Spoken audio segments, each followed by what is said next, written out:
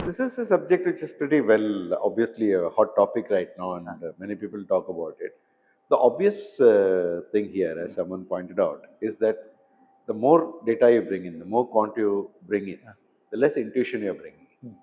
So almost any investment process or any process in the world is a combination of data and analysis and intuition. The intuition part may be very small, but it is very sometimes at key turning points it can be very critical.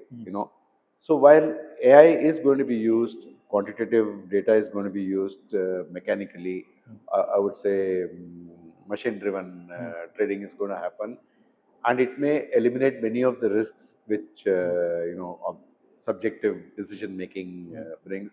It will make it much faster. It is going to bring a new kind of risk where something which should have been obvious to a human will not be obvious there. So I don't see a scenario where it is a completely automated process. We are talking about uh, cars which are self-driving cars. They get into accidents. And maybe you'll come to a stage where the accidents are fewer than when people drive them. As so per 100,000 kilometers driven, you might have fewer accidents in an auto-driven car than a human-driven car. That's an acceptable risk.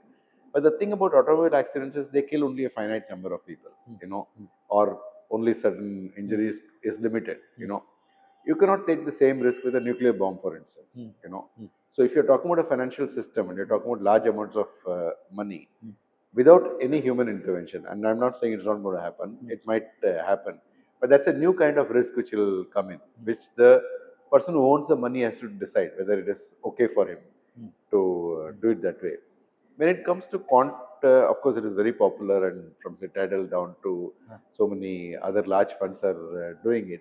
But all of them have a differentiated approach. Nobody really knows what they are building inside there. We know that they're using a lot of quant, they're using a lot of data and all that.